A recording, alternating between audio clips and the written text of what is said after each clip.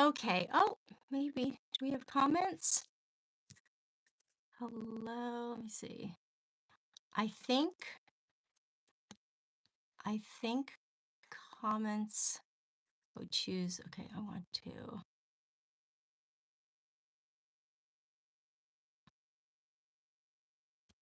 Okay. Oh, whoops. No, what am I doing? Okay. Hello. Welcome to my first ever YouTube Live. And also, oh, I gotta learn not to use that hand. My first ever YouTube Live and my first ever audiobook recording. If you don't know me, I'm Jill Urbach. I am a romance author, sweet and clean. So none of that is going to be in my recording. Just heads up. If you want to leave now, go ahead. Um, anyway, and I thought it would be fun to record the process. I have just a little bit of an idea of what I'm doing, only because I practiced yesterday. This is a short story I'm going to record now. And, but I'm totally new to this, especially the text stuff. Like the reading part I got, that's kind of my, well, somebody said centaur. Hi. So, excuse me. So, but the text stuff is new. So we'll see how this goes. Um, so if you have wanted to get into audiobook recording, welcome. You're in the right place if you know nothing, because we can learn together. Okay, I've got my hot water here, and then I've also got cold regular water. So what I have here, I have my Rode, no, sorry, I keep calling it a Rode microphone. That's my other one. A Shure SM7B, I think it's called. It's a little dark, so I can't read it. And then I've got my MacBook Air, which has Audacity. That's what I'm going to be recording. That's the software I'm using. That goes into my Cloud Lifter, which does something technical. I was just told it was a good thing to have. And then that goes into my interface, which I'm using a Scarlett Focusrite.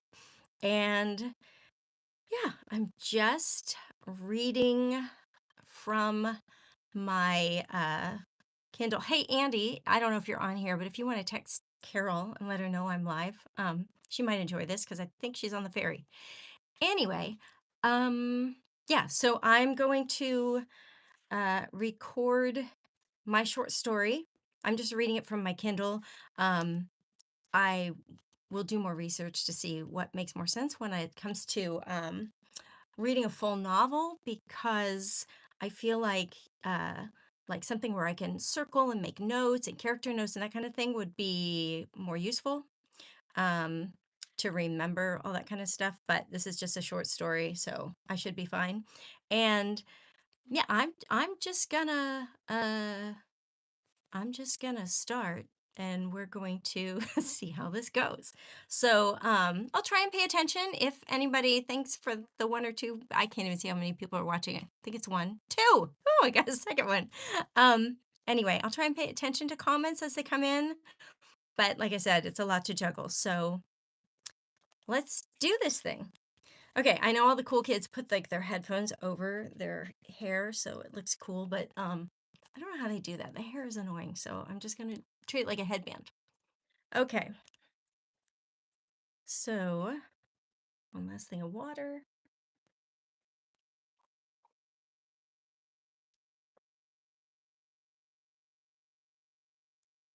Okay. I think I have something's not on. Oh, I pushed the wrong button. Good to check all these things. There we go. Okay, and now I can make sure my mic is kind of in the right spot. I think it is. And let's click where I can start monitoring myself. Okay, here we go. All right. I'm also, thank you for being here on this YouTube land.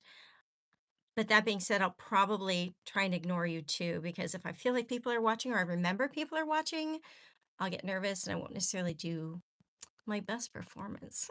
Which I know sounds so geeky, but also I need one more book to prop up this camera because I realized my Kindle is going to be in your way. Ah, I stepped on the cord of my mic. Okay. Not the mic, the headphones. Okay. Luckily, I'm in my daughter's room, which we converted to a sound studio. and she's a big reader, so tons of reading material. Oh, speaking of which, Andy, if you are watching, you should text the girls and let them know. I don't know what time it is. One is in Japan, one is in New Zealand. So, but they might be up. Okay. Might be working, so they can't really. Anyway, okay. Let's get out of the other book I was reading and go to. Come on, Kindle, don't crash now.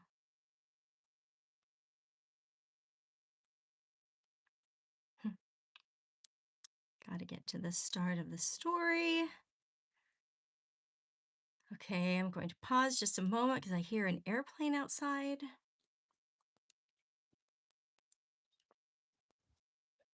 Okay, let's do this thing. Sorry, I'm just awkward, but okay, I'll do this. I'm going to completely forget anyone's out there. Okay.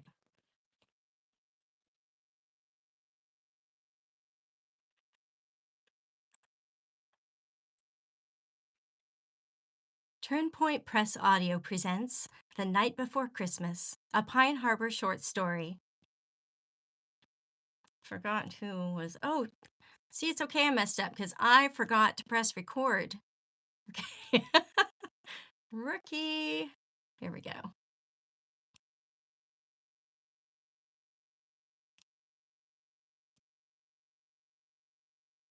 Turnpoint Press Audio presents The Night Before Christmas, a Pine Harbor short story, written by Jill Urbach, narrated by the author.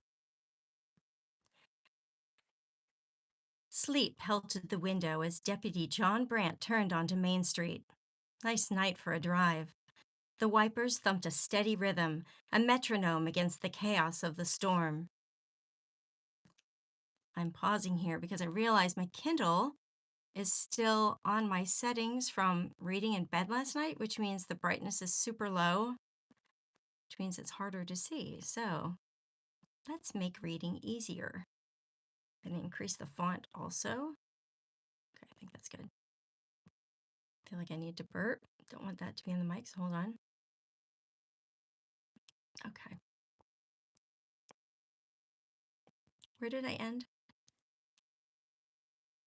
You know what? Screw it. I'm starting over because I can. I'm going to keep my intro in case that one I ends up liking that one. Let me see. Okay, I'm going to keep that in case I like it, and this will just give me another take on the intro.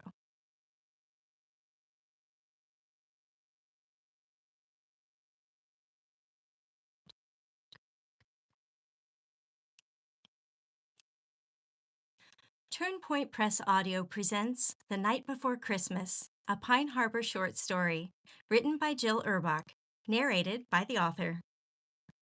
Sleet pelted the window as Deputy John Brandt turned onto Main Street. Nice night for a drive.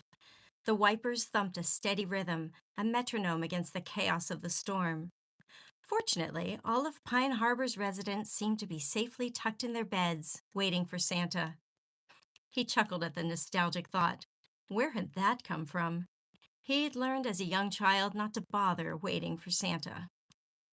The lighted snowflakes hanging from every street lamp fought their way through the low visibility. Let's try that again. I'm also going to redo that Santa line. So back up. So when I screw up, I'm just doing what's called punch and roll. Oh, this is what I forgot to ask my husband how to do. There's got to be a faster way to back up in this thing. So punch and roll, I don't know why it's called that, but it's where you just stop and delete and then go again. As opposed to, there's also a method called the clicker method, where you can use this little dog clicker and you make a click every time you mess up, and then that makes a big spike and you go back and edit that out later. But unless you're doing editing the same day, and I'm not planning on editing today, that can be challenging because when you re-record, your room isn't necessarily sounding the same, all that kind of stuff. So hey, thanks, Midlife Gentry. Let's make sure I didn't just, let me see. Oh, that's that line I wanted to, okay, waiting for Santa. Ay, backing up to the beginning of this line. Um, okay. Fortunately, that reminds me, when I was a kid in the 70s, and there was this book called Fortunately, Unfortunately, I think. Um, I'd be curious if anyone ever read that. It's like, I don't know, uh, Sally walked into the room, or fortunately, the door was open. Unfortunately, there was a giant bear in the room. And it kind of goes on like that. Anyway, it's kind of fun. Haven't thought about that book in about 40 years. Okay. Fortunately, all of Pine Harbor's residents. Here we go. Fortunately, all of Pine Harbor's residents seemed to be safely tucked in their beds, waiting for Santa. He chuckled at the nostalgic thought. Where had that come from? He'd learned as a young child not to bother waiting for Santa. The lighted snowflakes hanging from every street lamp fought their way through the low visibility, casting a stoffed, again,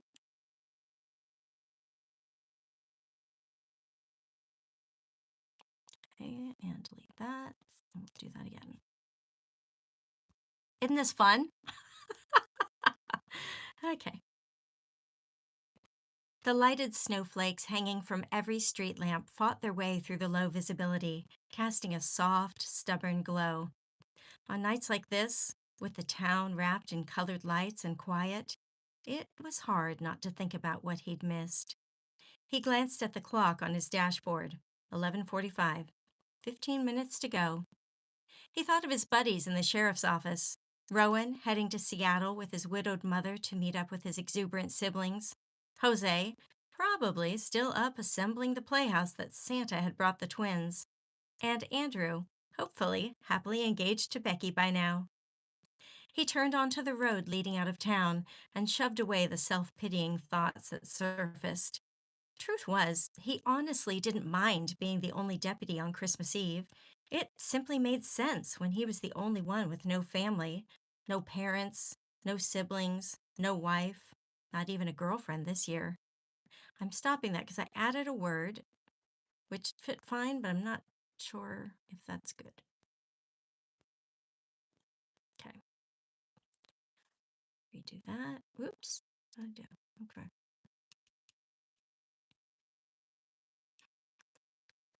It simply made sense when he was the one with no family, no parents, no siblings, no wife, not even a girlfriend this year. He rolled his eyes. Maybe never again. Not after that last train wreck of a girlfriend. It was difficult to find a woman who wanted to deal with the deputy's responsibilities and schedule.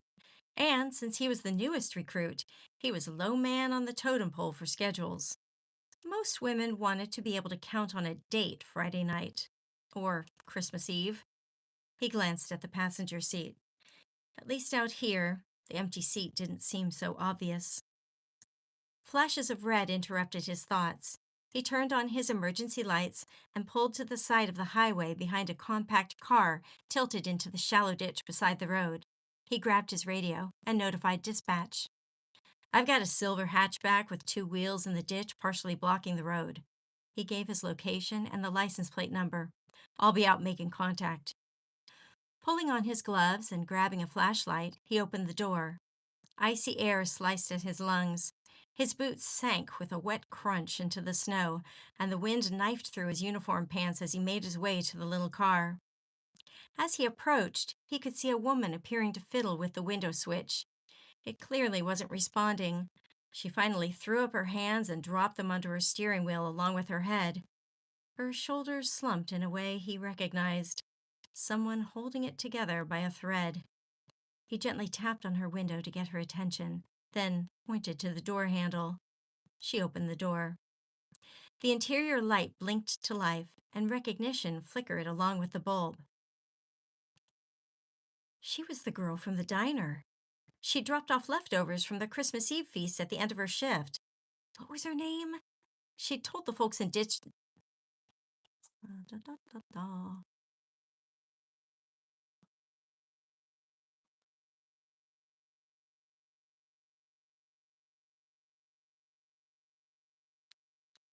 Let's try that. What was her name again, too? Let's listen to She Was the Girl from the Diner, because that's your first little hint that she caught his attention earlier. And not just because of the food. Wait, no.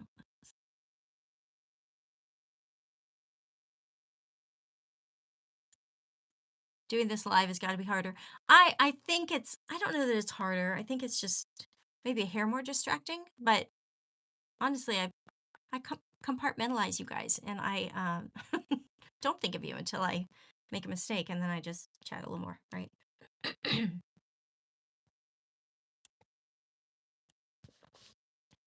Okay.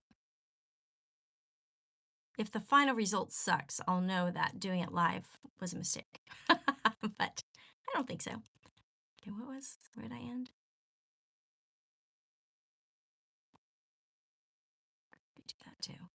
You start to rethink everything if you listen to yourself too much. Okay.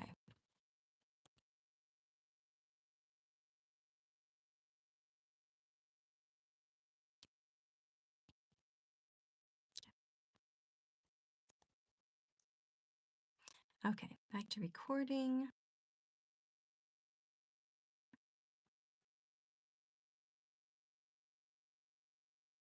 She'd dropped off leftovers from their Christmas Eve feast at the end of her shift. What was her name?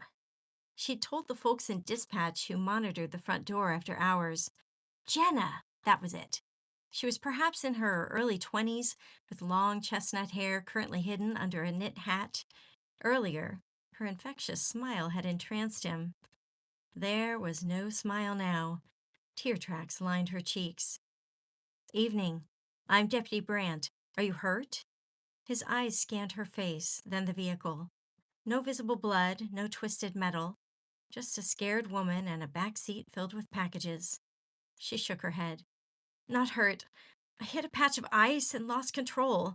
Now my car won't start. I can't find my cell phone, so I couldn't call for help.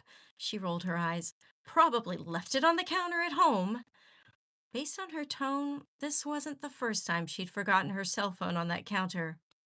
How long have you been stranded? She threw up her hands, palms open. No idea. Feels like hours. Not a single person has driven by. And if I can't make it home, my whole surprise will be ruined. Her chin wobbled, and new tears threatened to spill. She turned away from him as if she could hide her distress. He wanted to touch her, offer comfort, but that wouldn't be professional. He cleared his throat. It'll be okay. I'll call for a tow truck and stay with you until it arrives. He pitched his voice low and calm, the tone he used for crash victims and terrified kids. It always surprised him a little when it worked. Her smile of gratitude sent a shot of warmth through his body. Funny how one look from a stranger could cut through more cold than a gallon of coffee. He tromped back to his vehicle, snow squeaking under his boots while the wind howled at his back as if urging him to hurry. He'd called Dave, the one guy on their little Pacific Northwest island with a tow truck. Dave was a good guy. He'd do his best to get there. The driver okay? Dave asked once John got him on the line and told him what he needed. She's a bit shaken, but unhurt, and probably cold. Where's the vehicle? Braxton Road, 3 miles outside town, westbound lane. John could picture Dave scratching that red beard of his while he thought. Could take me an hour to get there in this weather. Best I can do. Thanks, Dave. Drive safe. He trudged back through the snow to let the woman know she was in for another wait. At least she wouldn't have to wait alone. Jenna watched the man get out of his sheriff SUV. What was his name? She shook her head. She'd been too stressed to pay attention. Her brain felt fuzzy, like someone had shaken all her neatly stacked thoughts and left them scattered. Her hands still trembled from the cold, but also from the what if that had tormented her mind since she slid into the ditch. What if nobody came? There were no houses on this stretch of road, so she couldn't even knock on a stranger's door for help. Town was too far away to walk, but her car had stopped providing any warmth long ago. No, thank goodness Deputy What's His Name had stopped. The fleet, let's stop that.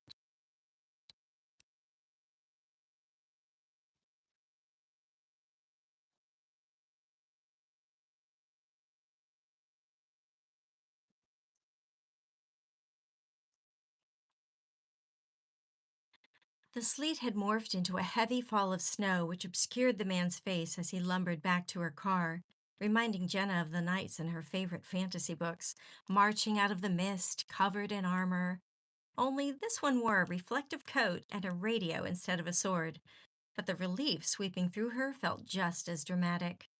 She opened her door, hoping for good news, and immediately shivered at the additional cold. "Tow truck's on its way," he said. "Thank goodness." "He's coming from the other side of the island. That's where I'm headed." "So it could be an hour before he makes it here." "Oh." In normal circumstances, it only took 25 minutes to get to the west side of the island. These were definitely not normal circumstances. An hour might as well have been forever with her surprise hanging in the balance and her toes turning to ice. Deputy Knight, well, it was better than Deputy What's His Name, jerked a gloved thumb at his SUV. "You're welcome to wait in there. It's heated." "Thank you." Hopefully now her teeth would stop chattering. And maybe her brain would stop replaying the spin of the car and lurch into the ditch. He helped her out of the car, then offered his arm to hold onto as they climbed up the incline onto the snowy road. She could feel his strong bicep even through his heavy coat. Steady, strong, the exact opposite of how she felt at that moment.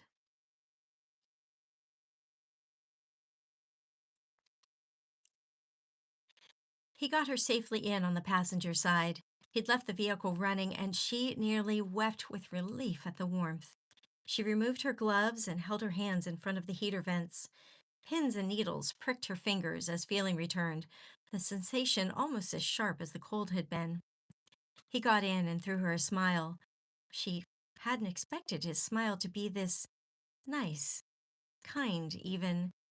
It loosened something tight in her chest. "Better, right?" "It's heaven." She pointed to the cage separating the back seat from the front.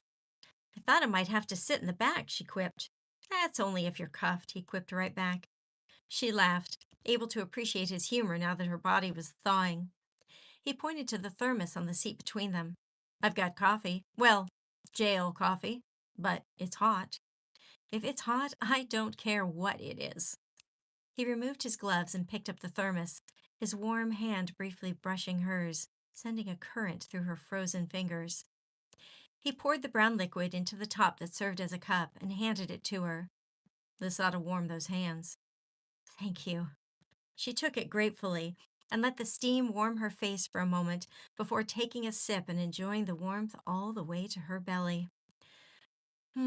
She sighed. His eyebrows rose. "You actually like it?" "It's terrible. Tastes like—" She struggled to find words to describe the nasty brew. "Burnt mud and old filters. But tonight, I don't care." He chuckled. The low rumble warmed her almost as much as the coffee. She looked around the vehicle, filled with electronics that she certainly didn't have in her little hatchback. "I've never been in a police car before." "That's to your credit." "How long—" Okay, I need a tissue. Blow my nose on camera, lovely. Okay. Making all these little sounds in the microphone that will get edited out later. Actually, I'm going to stop that and edit them out right now so I don't have so much work to do later. If you are watching this and you're wondering, what the heck is this woman doing? I am doing my very first audiobook. This is a short story I wrote, a sweet small town romance, and it's published on Amazon. And I thought it would be fun to record the short story So I'm doing that. And I'm totally new to audiobook recording, so I'm a total rookie. So there you go.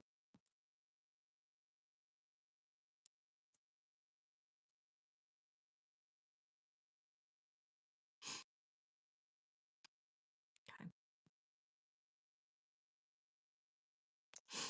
Okay. That's to your credit. Oh, here we go.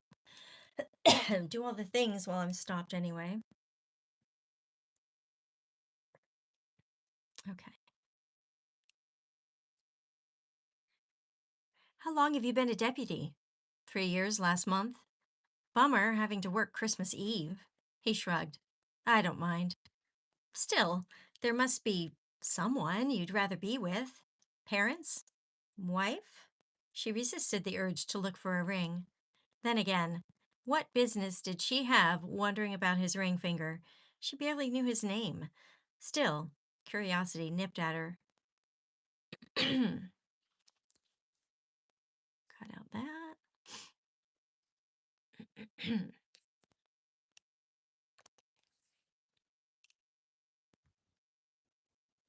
No one. Not even a girlfriend? That was hard to believe. A good looking deputy like him? Thanks for sounding so shocked. I'm flattered. Of course I'm shocked. He grinned. Wait, had she said that out loud? Judging by his amused expression, yes. Yes, she had. Fantastic. Heat crept up her neck. I do wish I had. What? What did this man wish he had? And why did it matter so much to her? He was a stranger who'd pulled her out of a ditch, not the lead in one of her favorite Christmas movies. She really needed to get a grip. She forced herself to wait. Surely he'd finish his sentence. She wasn't patient by nature. What do you wish you had? A dog. Canine dog, specifically. A regular dog wouldn't work, not with my schedule. But one who was a partner? I'd love that. Been trying to talk the sheriff into acquiring one. Jenna melted. Of course, the tough, steady deputy wanted a four-legged partner. Her heart didn't stand a chance. She was a sucker for those online videos of men in uniform with their canine units. She could picture this man with a dog, probably a German shepherd. Our county should definitely have a canine unit, she said. I'll start a petition. She had no idea how to go about doing that, but she'd figure it out if it meant she'd get to watch this man work with a dog. He smiled and leaned his head back on his headrest. I've met you twice. Let's try that again. Twice.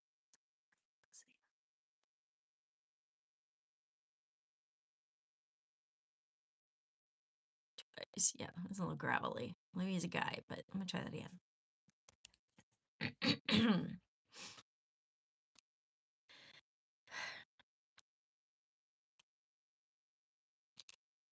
I've met you twice, both times today. Both times you were thinking about others. He swiveled his head to look at her. Dinner was great. Thank you. Her breath caught at the softness in his expression, an unexpected gentleness behind the uniform. She held his eyes a moment, feeling her cheeks warm. Then she smiled and shrugged. My favorite cops. My favorite cop's an uncle. Okay, try this again.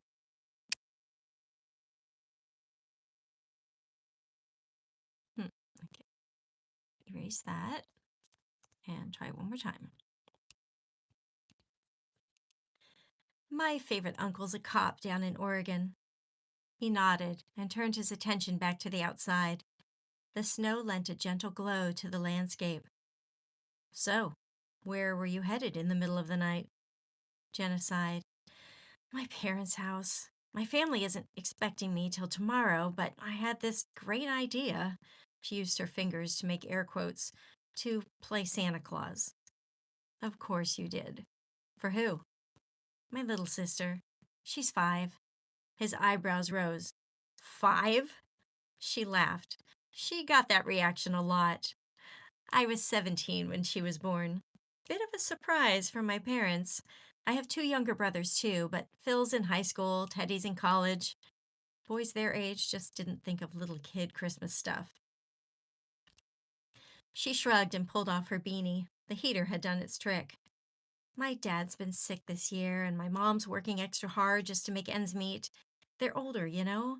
I don't think they have the energy to do all the stuff they used to do to make Christmas so special. So I thought I'd be Santa. Lucky little sister. She held up her hands in a futile gesture. If I make it there, the weight of everything she'd been holding back, worry about money, about dad, about mom's tired eyes, pressed hard against her ribs. He seemed to think for a moment. That's not him thinking, that's me needing to burp again. Let's cut that out.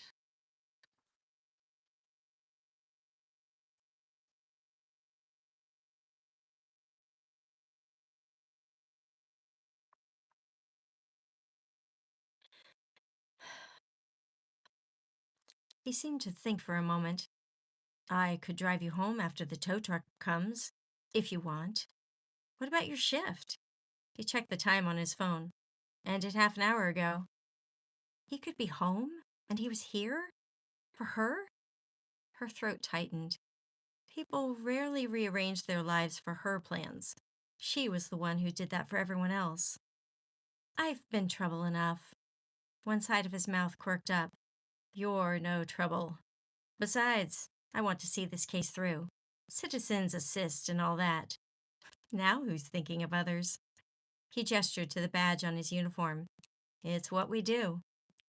Well, I wouldn't want to deny you a citizen's assist.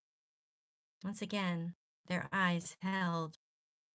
The snow swirled outside, but Deputy Knight's car was a warm cocoon.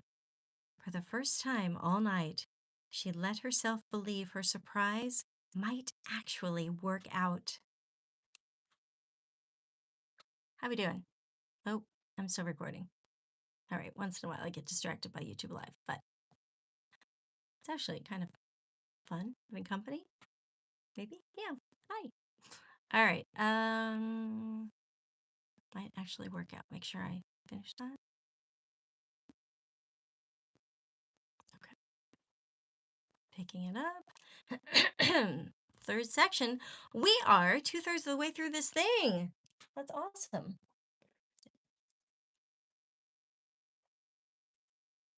Okay. Okay. You drink water and then you feel it gurgling all the way down, and the mic picks up all that stuff. So I'm just waiting a moment. I don't have any chapstick in here. That's okay. All right, part 3. Here we go.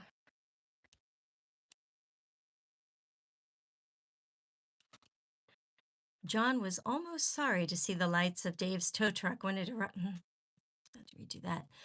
Okay.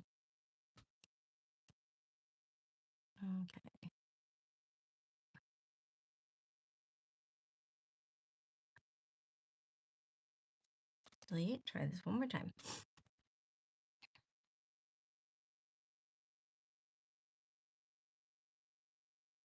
John was almost sorry to see the lights of Dave's tow truck when it arrived. The spell in the SUV, created by frosted windows and quiet conversation, broke with the flash of headlights. At least he didn't have to say goodbye to Jenna yet. They still had the drive to her parents' place. Despite the cold and snow, it didn't take long for Dave. That's not romantic. It's just despite the cold and snow. Let's try this again.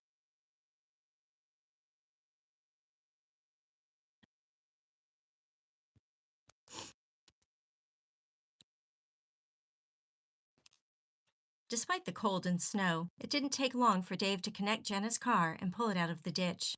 She climbed in and held up 2 crossed fingers, then tried to start it. It wouldn't start. Which was just as well. She'd be safer in his SUV with chains. She'd be safe.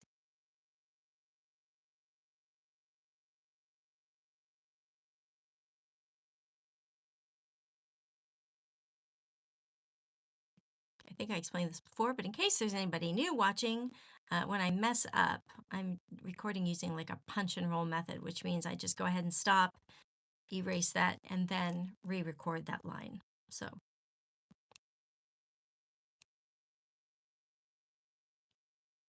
which was just as well. She'd be safer in his SUV with chains than in her little hatchback.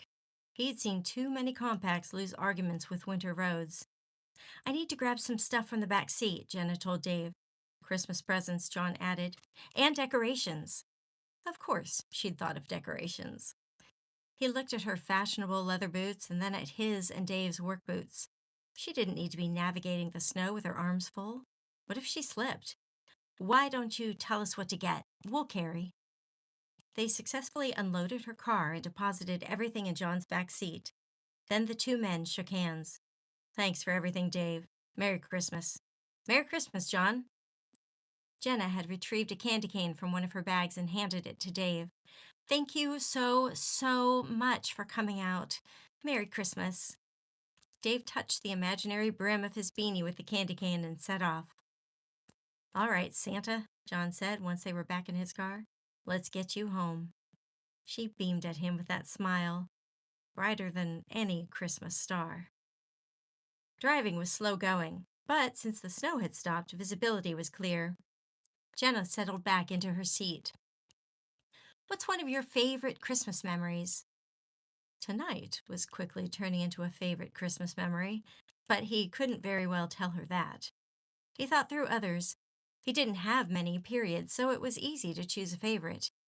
The old familiar ache stirred, but her open, expected gaze made him want to give her something honest. When I was 8, I was living with my dad. On Christmas Eve, he didn't come home from work.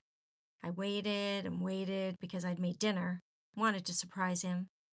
Aw, he snorted. Don't be too impressed. It was probably mac and cheese.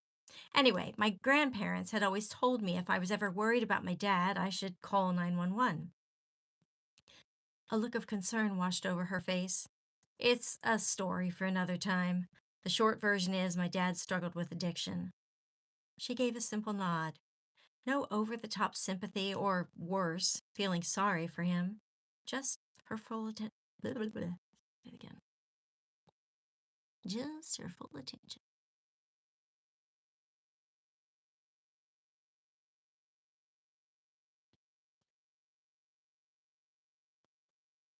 Just her full attention. He'd been so scared that night. What if this time Dad didn't come home at all? John didn't expect gifts or anything, but it was Christmas Eve. He just wanted the person he loved to be home. He continued. Anyway, I called 911 and a cop picked me up and brought me to the police station. They had a giant Christmas tree in their lobby with hundreds of ornaments. At least, it felt that way. And candy canes. We'd never had a Christmas tree. He ran a hand up his cheek, smiling at the memory. I must have sat there for 2 hours just looking at that tree and eating my fill of candy canes before my dad finally showed up. He stole a glance at Jenna, caught her watching him, a gentle smile on her face. What?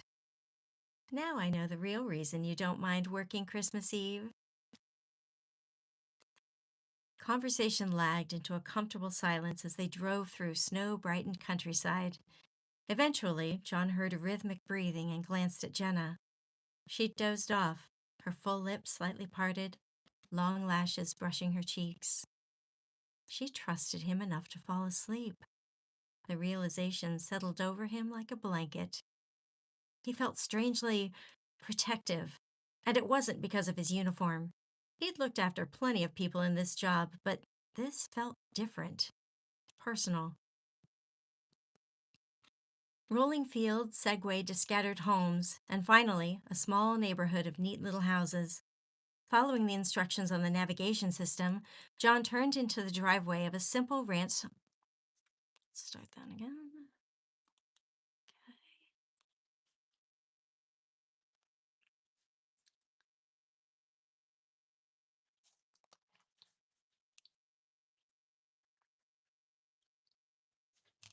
Following the instructions on the navigation system, John turned into the driveway of a simple ranch-style home lit with a single strand of colored lights along the ridgeline that reflected gently in the snow.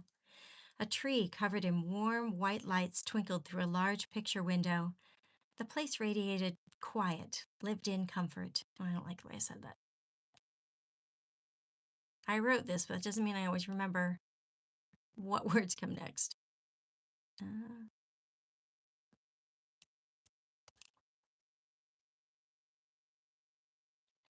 the place radiated quiet, lived in comfort, the kind of house that held years of memories within its walls. Jenna stirred and turned sleepy eyes toward John. "You're home, Santa." She smiled. It was after 2 a.m. They gathered the packages and carried them to the front porch. Jenna fished out her key and oh so slowly turned the lock and opened the door. She led the way into the front room with the tree and gestured for him to set the packages on the sofa. He opened his hands in a "what now" gesture. She pointed to herself, then a box marked decorations. Then she pointed to him and a box on the sofa. He'd noticed the train set, but had assumed it was a present that had yet to be wrapped. She wanted him to assemble a train? Silently? He pointed to himself, then the train to clarify. She nodded and pointed. John, train, tree. This would be interesting. He thought of Jose assembling the surprise playhouse for his twins. If Jose could do it, so could he. The hardest part was getting the darn train out of the packaging. You never knew just how loud it was to unbox a toy until you had to do it silently. Plastic crinkled like thunder in the quiet house every time he so much as breathed on it. John painstakingly put the train together while Jenna silently and stealthily covered the room in garlands, swags, and festive doohickeys. She hung a stocking filled with presents for Chrissy. When she finished, she helped John place the tree on the tracks. That'd be good.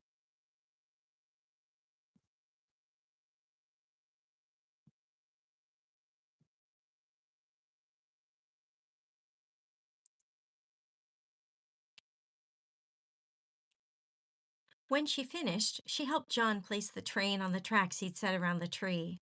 Her shoulder brushed his as they leaned in, and the faint scent of cinnamon and diner coffee clung to her sweater, homey and oddly comforting. They couldn't run the train to test it. Too loud. Hopefully, he'd connected everything properly. They discarded the trash. Again, another thing you just didn't know how loud it was until you had to do it making no noise. Jenna nearly lost it when a stiff piece of cardboard snapped, clapping a hand over her mouth as they both froze and listened for movement down the hallway. When they finished, Jenna took a little kneeling Santa figurine out of her bag. "Come with me," she mouthed. She took his hand and led him to a small table with a nativity. She placed Santa next to the baby Jesus. Stepping back to admire her work, she squeezed his hand and squeezed his heart as well. Her finger, I'm gonna redo that. I was too busy wondering if "come with me" was too quiet. Hold on. There, here.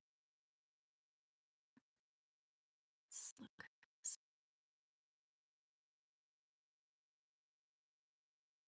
Oh, it was really quiet, but I think it showed up.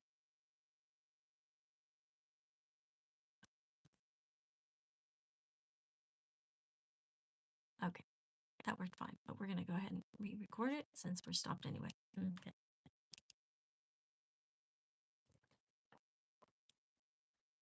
Okay, I actually need chapstick real quick, so I am going to keep this running because I don't know what happens if I turn it off.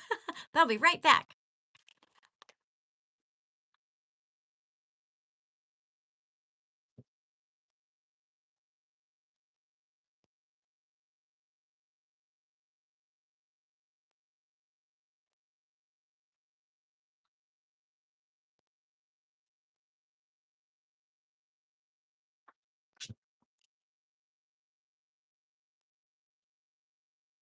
Okay, I don't know if you notice, I gotta just scoot in and out of my chair without moving it because that could change the position. Pretty sure I didn't move it when I left. I hope not. Okay, here we go. And I paused. Okay, come with me. That's where we are. Okay. Thank you for keeping me company while I do this, people. Appreciate that. Okay.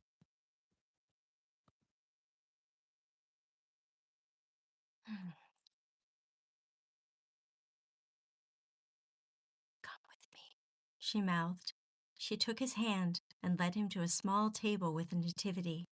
She placed Santa next to the baby Jesus. Stepping back to admire her work, she squeezed his hand and squeezed his heart as well. Her fingers were small but sure around his, like she'd been doing this for years and had simply folded him into the ritual. They returned to the sofa, now empty of presents. They sat silently and took in a job well done. The room that had been a simple nod to the season when they arrived had exploded into a full Christmas extravaganza. Jenna turned off the two lamps they'd used to light their work and sat back down. The magical glow from the twinkling Christmas lights was the only light in the room. Beautiful. Quiet wrapped around them, filled not with emptiness, but with the soft hum of contentment. He and Jenna leaned back on the couch. She placed her stockinged feet on the coffee table. He followed suit, having removed his boots when he first entered the house. He flipped his hand, palm up. She placed hers in his. Her voice, barely a whisper, she said, "Merry Christmas, John. Merry Christmas, Jenna." He couldn't remember the last time he'd felt this peaceful. His eyes drifted closed. For once, he didn't fight the tug of sleep. If this was a dream, he wasn't sure he wanted to wake up. A creaking floorboard brought him to consciousness. He noted a head resting on his shoulder. Jenna. He kept his eyes closed, enjoying the weight of her against his side, the feel of her hair on his cheek. Light flooded the room. His eyes snapped open. "Jenna?" She startled. For a split second, their eyes met, wide, startled, and somehow connected, before Jenna scrambled upright. She launched off the sofa and flew into the arms of a sleepy-looking older couple in matching flannel pajamas. "Mom! Dad! Surprise! Merry Christmas!" "Merry Christmas, honey." They enveloped her in a hug. John swallowed an unexpected lump in his throat at seeing how thrilled they were to see her. They broke the hug, but each kept an arm around their daughter, as if they wanted to assure themselves she was real. Jenna's dad gestured to John with a polite but confused expression. "Who is this?" He'd scrambled off the sofa as soon as he realized there were others in the room. Now he looked down at his rumpled clothes. He'd left his bulletproof vest in the car, but he was still in uniform. Great. They wouldn't know he was off duty. Nothing made a good first impression like looking like you fell asleep on the job. Jenna beamed. "This is the man who saved Christmas for all of us, Deputy John Knight." He paused. "Brant, actually. You can call me John. Nice to meet you." He held out his hand. Jenna's face had gone pink. Probably just embarrassed to be caught sleeping next to a strange man on her parents' sofa. Her father slowly crossed to John and took his hand. "Welcome, John. Ted. I hope you can stick around for breakfast. Helen's made her skier's French toast casserole. Only makes it once a year." Helen threw her arms around John. "Welcome, John.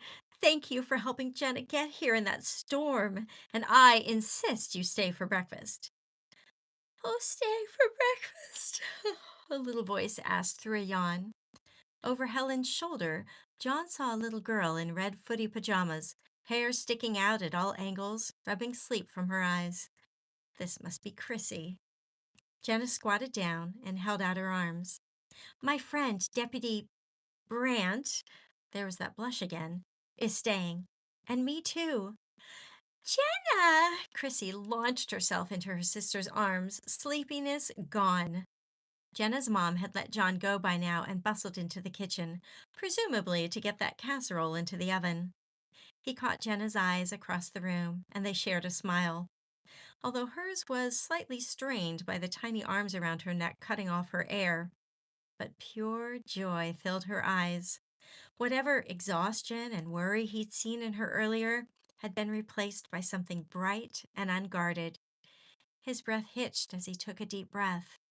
He'd helped put that look there. Chrissy pulled back enough to look her sister in the face. I was waiting for you to come. Genta, that's not her name.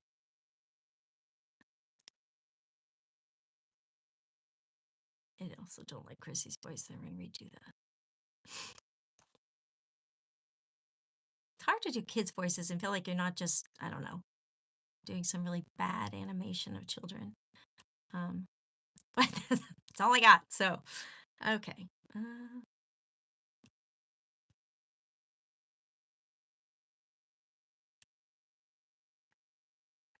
Mark there. Okay. I was waiting for you to come.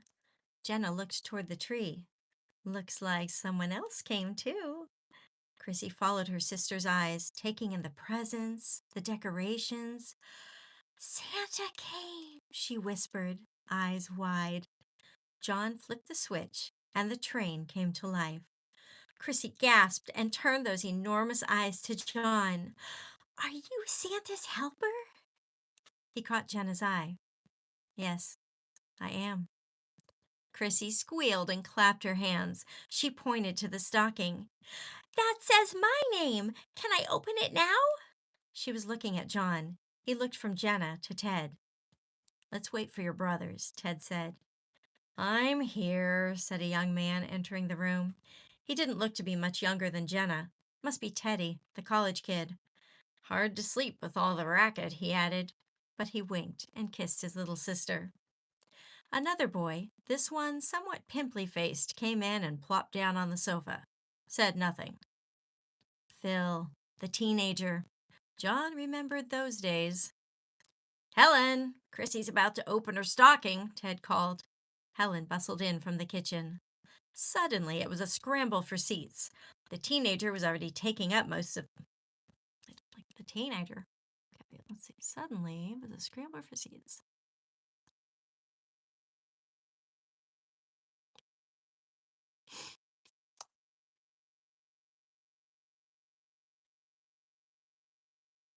The teenager was already taking up most of the couch. Helen sat on the other side.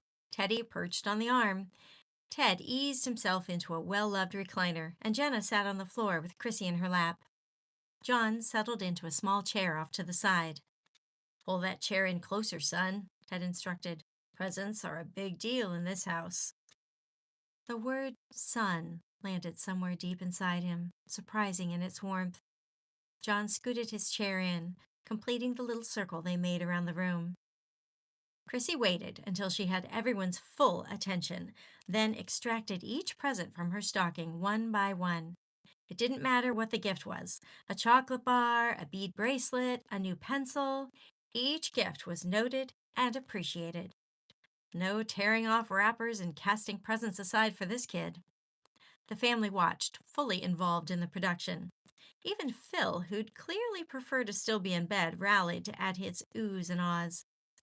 His chest tightened at the easy affection in the room, the way they leaned toward one another, the easy laughter and overlapping voices.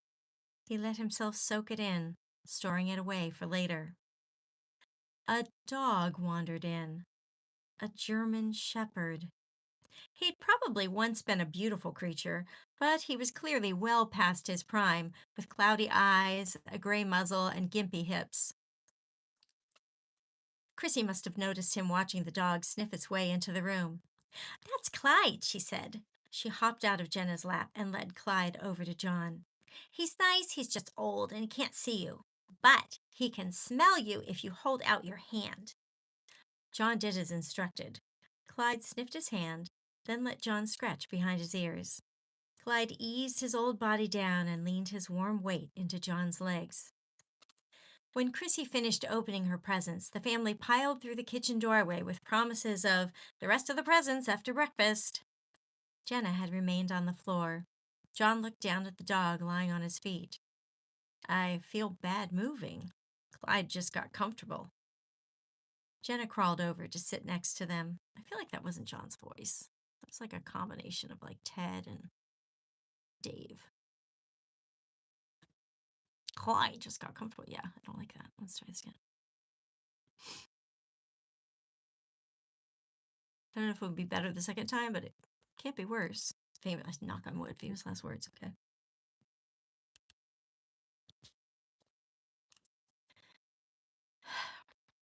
We're almost done. Okay. I feel bad moving. Clyde just got comfortable. Jenna crawled over to sit next to them. She draped an arm over Clyde and leaned over the dog to rest her head against John's thigh. She sighed. Me too. He rested a hand on her soft hair. The simple contact felt more intimate than any kiss he'd shared with past girlfriends.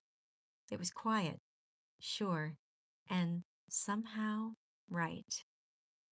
They sat there, John in the chair, Jenna and Clyde on the floor, drinking in the room, the chatter and clink of dishes from the kitchen, and the feel of each other. This, this was what Christmas was supposed to feel like.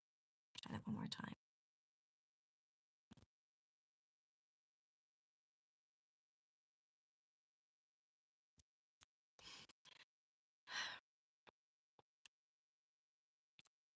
This, this was what Christmas was supposed to feel like. Jenna, John, breakfast! Jenna lifted her head, offered him that beautiful smile. Let's go join the family. The end.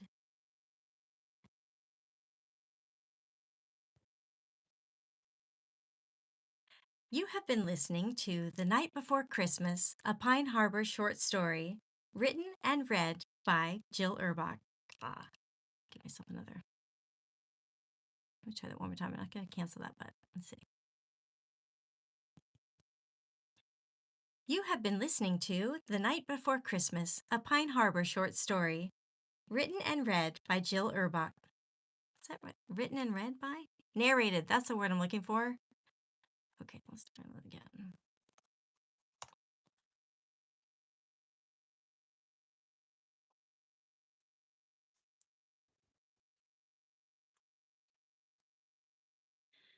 You have been listening to The Night Before Christmas, a Pine Harbor short story, written and narrated by Jill Urbach.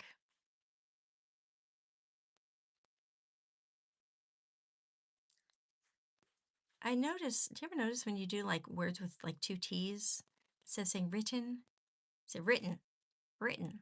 It's like my Texas self coming out. I'm going to try that one more time and see if I can pronounce the T's. I'm not going to delete that one in case I like it. Okay.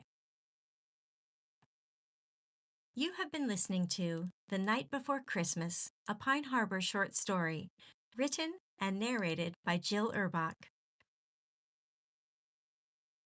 Look at me knowing how to pronounce English. Okay, woohoo! I went through that whole story. Now, oof. Now I need to edit it, but I'm going to do that tomorrow. I might do it this afternoon. Oh, thank you. Yeah, so woohoo! Thank you for joining me on my first ever YouTube Live and my first ever audiobook narration. I will edit this and then hopefully do the technical parts of that okay, so that I can put it on Audible and maybe even Spotify, which would be cool. I know they do a lot of short reads, and this is like, what's my total? Like 32 minutes. So right up there for like something you can listen to on a commute or lunchtime. And then I'll also put it on YouTube so people can listen to it for free. So cool. Thank you so much, and have a good day. Bye. See if I can figure out how to end this thing. Oh, sure can't. There we go. Bye.